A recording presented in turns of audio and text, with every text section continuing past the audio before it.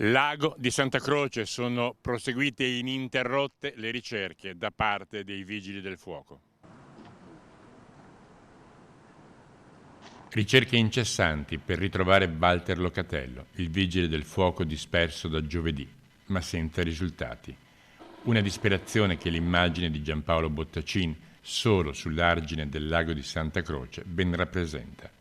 Ormai tutti si sono dovuti rassegnare a cercare un corpo, perché la moglie e i genitori possano almeno portarlo in un posto dove poterlo piangere.